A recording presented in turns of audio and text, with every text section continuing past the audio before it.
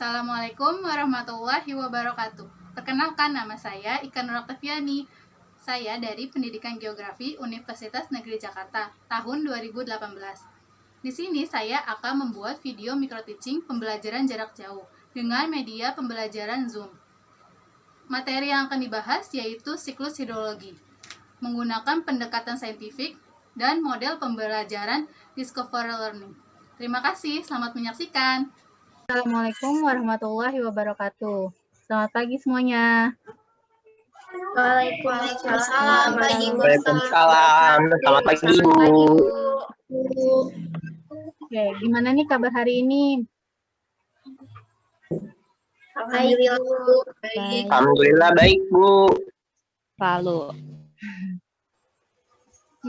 Sebelum mulai pelajaran hari ini, sebaiknya kita berdoa terlebih dahulu ya. Berdoa dalam hati aja. Berdoa dimulai.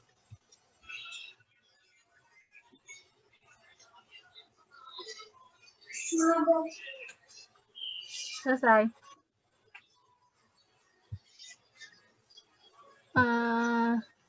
Ibu absen dulu ya, yang udah hadir siapa aja di sini. Winnie Oktaviani. Hadir, Bu. Marisa Andriani. Siap hadir, Bu. Wahyu Wardana. Hadir, Bu, hadir. Sri Nurfiana. Hadir, Bu. Elva Susanti. Hadir, Bu. Nurdiana Sari. Hadir, Bu. Miftahul Ulum. Hadir, Bu. Dianti Lestari. Hadir, Bu. Oke. Sepertinya hadir semua ya.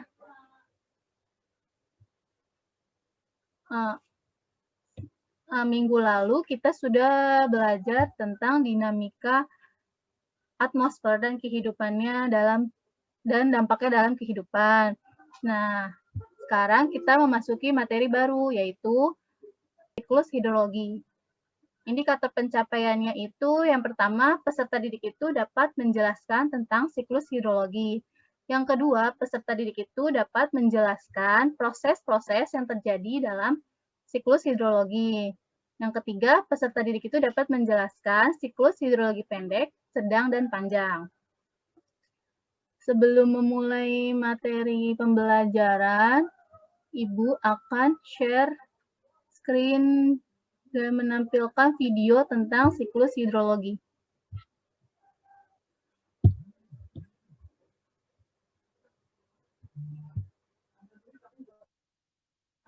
Sudah muncul belum videonya? Sudah, Bu. Sudah muncul. Sudah muncul. Oke. Nah, jadi hidrosfer itu merupakan lapisan air yang ada di bumi. Jadi sebagian besar itu, bumi itu dilapisi oleh air, sekitar 70%. Hidrosfer adalah lapisan air yang menyelimuti bumi. Air sangat penting untuk kehidupan. Hampir setiap elemen yang ada di bumi memerlukan air untuk kehidupan. Apakah suaranya terdengar? Suara videonya? Yang membutuhkan air untuk proses fotosintesis. Terdengar, Bu. Sedangkan manusia membutuhkan air untuk metabolisme tubuh dan kebutuhan hidupnya. Jika semua makhluk hidup yang ada di bumi memerlukan air, apakah air di bumi dapat berkurang atau habis? Atau jumlahnya akan bertambah ketika hujan? Atau bahkan tidak? Air di bumi memiliki sebuah siklus yang dinamakan siklus hidrologi atau siklus air. Siklus air adalah perputaran air secara terus-menerus dari bumi ke atmosfer dan kembali lagi ke bumi. Ada 3 jenis siklus air, yaitu siklus pendek, sedang, dan panjang. Siklus pendek terjadi ketika air laut menguap, kemudian terjadi kondensasi atau pengembunan, uap air membentuk awan, kemudian terjadilah hujan, dan kembali lagi ke laut.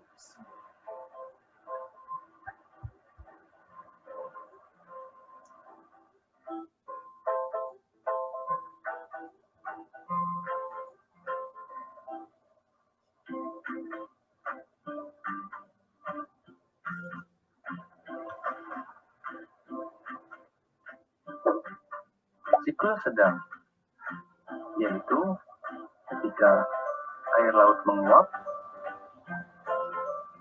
kemudian terjadi kondensasi atau pengembunan, uap air membentuk awan, dan terbawa angin ke daratan, kemudian hujan jatuh di daratan,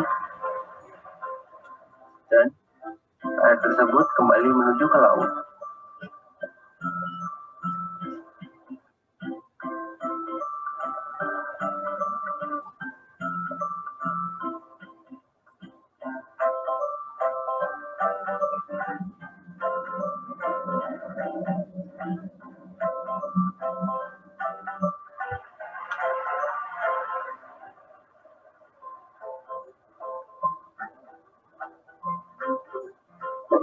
Yang ketiga, siklus panjang, yaitu ketika air laut menguap, terjadi kondensasi atau pengembunan, uap air membentuk awan, kemudian uap air terbawa angin ke daratan,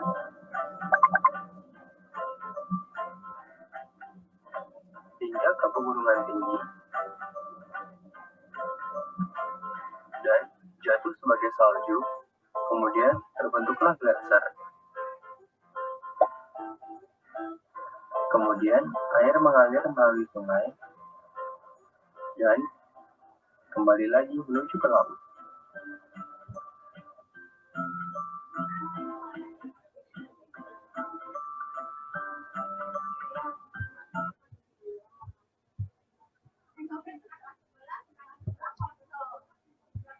Oke, setelah tadi kalian menonton video tentang siklus hidrologi tersebut,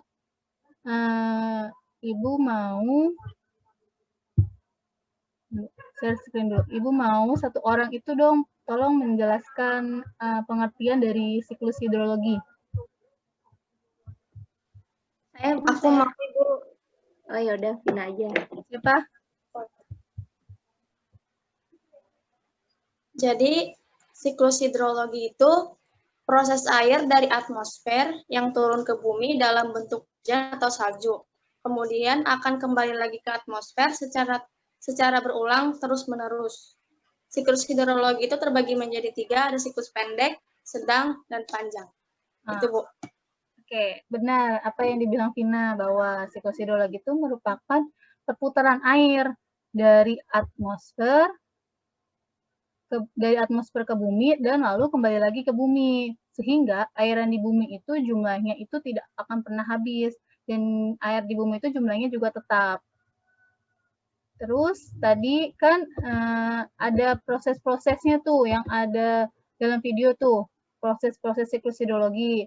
Nah, apa aja sih proses-prosesnya? Ada yang bisa menjelaskan? Saya, Bu. Ya, boleh Marisa, ada apa aja proses-prosesnya? Jadi, proses-prosesnya itu yang pertama ada, ini di semua siklus ya, Bu? Iya, dijelasin semuanya. Baik, jadi prosesnya yang pertama itu ada yang namanya evaporasi atau penguapan. Terus yang kedua, penguapan itu jadi dari air laut ataupun perairan-perairan yang ada di darat, seperti sungai, danau, dan sebagainya. Terus kemudian ada yang namanya proses kondensasi. Kondensasi itu artinya ibaratnya kayak membentuk awan gitu, Bu, dari proses penguapan yang tadi. Setelah itu terbawa angin, lalu turunlah hujan yang dinamakan dengan evaporasi. evaporasi. Salah. F. Namanya itu presipitasi, turun hujan. Iya, mohon maaf Ibu, saya lupa. Terus iya, presipitasi artinya turun hujan. Jadi turun hujan baik di laut ataupun di darat. Nah, kemudian air diserap oleh tanah yang ada di darat itu namanya infiltrasi atau ketika masuknya air ke dalam tanah. Lalu kemudian air itu mengalir ke laut yang dinamakan dengan runoff. Jadi bisa mengalir ke sungai, kemudian nanti bakal balik lagi ke laut gitu Bu. Kemudian bakal ada lagi namanya proses evaporasi. Jadi begitu terus Bu yang namanya siklus. Oh ya, benar. Apa yang dijelaskan Marisa itu sudah benar. Jadi awal itu ada tahap-tahapan proses-proses siklus dalam siklus hidrologi, ada evaporasi, terus ada transpirasi, terus ada evapotranspirasi, yaitu gabungan dari evaporasi dan juga transpirasi, terus ada kondensasi, lalu ada presipitasi, infiltrasi, dan juga runoff. Itu ada tahap-tahapannya. Nah, selanjutnya itu tadi kan ada 3 siklus hidrologi, yaitu siklus pendek, sedang, dan juga panjang. Ibu mau satu orang itu untuk menjelaskan apa sih siklus hidrologi pendek itu, bagaimana terjadinya siklus hidrologi pendek, terus siklus hidrologi sedang itu seperti apa, dan siklus hidrologi panjang itu seperti apa. Ada yang mau menjelaskan? Saya mau, Bu. Ya, Eva mau menjelaskan siklus hidrologi yang apa? Yang pendek aja deh, Bu. Oh, boleh. Jadi kalau siklus sinkologi pendek ini lokasinya dari laut. Pertama dari air laut dulu disinari matahari, jadi dia kan menguap tuh Bu, evaporasi. Dari evaporasi dia terbentuk awan. Terbentuk awan kemudian turun lagi hujan di laut tersebut. Gitu Bu. Ya, benar yang dibilang Elsa. Jadi kalau siklus hidrologi pendek ini tahapannya itu lebih singkat dan sederhana. Jadi hujan yang turun itu dia terjadinya tuh di laut. Nah, selanjutnya siklus hidrologi sedang. Siapa yang mau menjelaskan tentang siklus hidrologi sedang?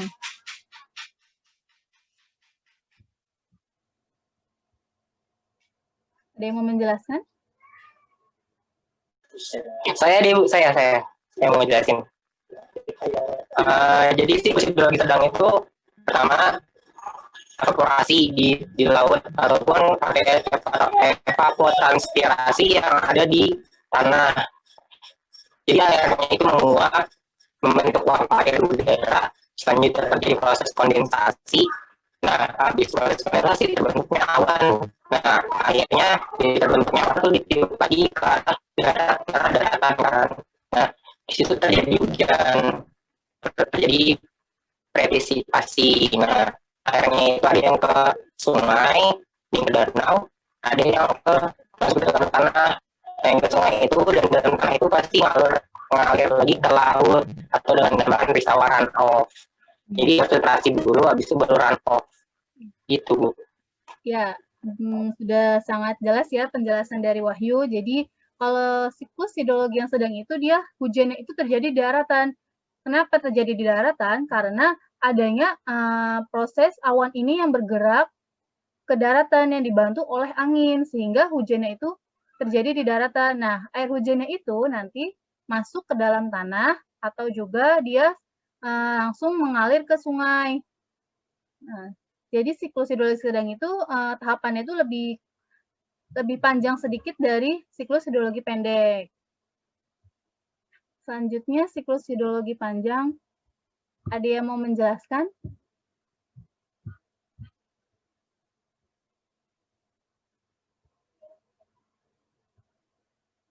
Wah, yang lainnya pada malu-malu sini Bu kayaknya.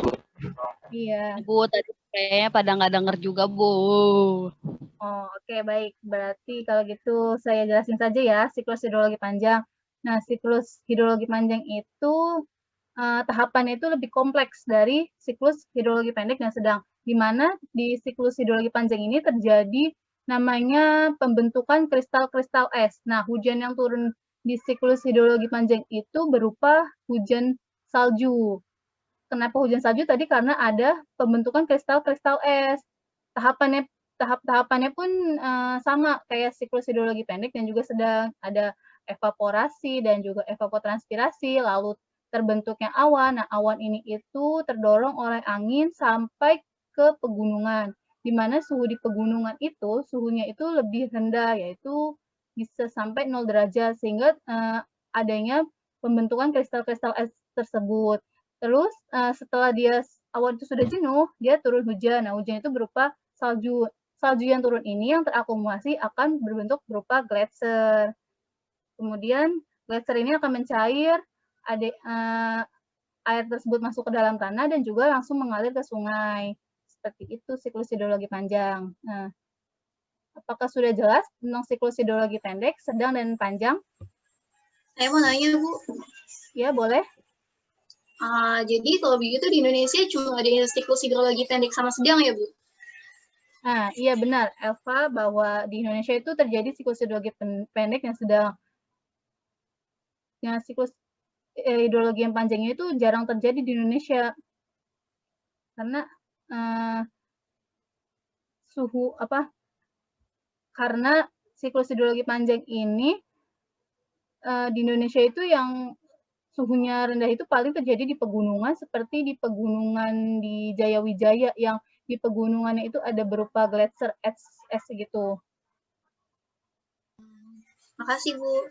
Ya, sama-sama Elva. Ada yang mau bertanya lagi? Saya Bu mau nanya. Ya, nanya apa, Winnie?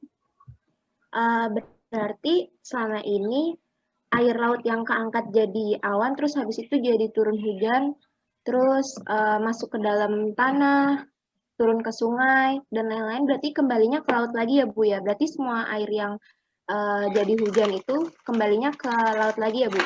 Iya, benar. Jadi semua air yang sudah tadi melewati proses tersebut, nanti dia turun hujan, lalu kembali lagi ke laut. Nah, makanya air di bumi itu jumlahnya itu tidak pernah habis, dan juga jumlahnya itu selalu tetap, karena adanya siklus ini. Jadi seperti itu ini. Baik, Bu. Terima kasih. Oke, ada yang mau bertanya lagi? Sepertinya sudah tidak ada yang bertanya lagi. Selanjutnya, Ibu akan memberikan tugas.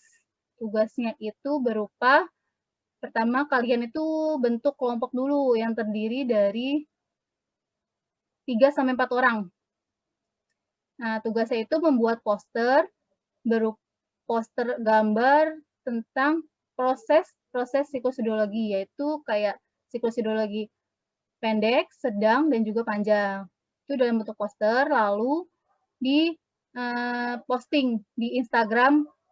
Yang postingnya itu perwakilannya saja, lalu di tag ke IG saya, yaitu Ika Oktaviani. Nanti saya lihat tuh siapa aja yang udah mengirim.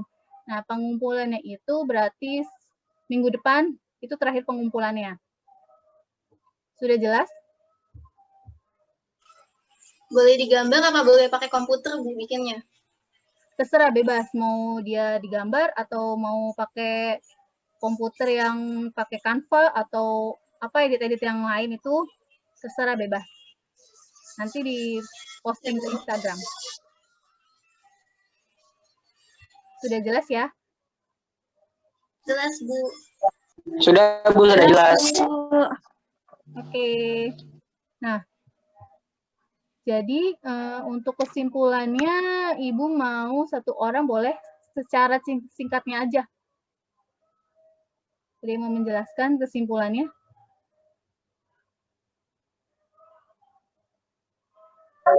Saya deh, Bu, saya. Oke, jadi teman-teman, hari ini kita tuh membahas tentang siklus hidrologi air. Nah, di mana siklus itu tuh suatu proses daur air dari terjadinya proses penguapan sampai hujan. Terus pokoknya akan saya jelaskan lebih detailnya begini aja deh. Jadi dibedakan jadi 3 proses daur airnya itu ada yang siklus pendek, sedang, sama panjang. Nah, kalau pendek tuh hujannya di laut, kalau yang sedang hujannya di darat, kalau yang panjang itu hujannya di pegunungan tinggi kayak di Jaya-Wijaya nanti jadi es dulu baru jadi air kayak gitu. Sekian Bu dari saya. Terima kasih Wahyu atas kesimpulannya. Nah, karena waktunya juga sudah habis, kita akhiri saja pembelajaran hari ini ya. Semoga pembelajaran hari ini kalian dapat memahaminya dan jangan lupa mengerjakan tugas-tugasnya. Tetap stay di rumah dan juga jaga kesehatan. Saya tutup pembelajaran hari ini. Wassalamualaikum warahmatullahi wabarakatuh. Waalaikumsalam warahmatullahi wabarakatuh. Waalaikumsalam warahmatullahi wabarakatuh. Terima kasih Bu. Ya, sama-sama.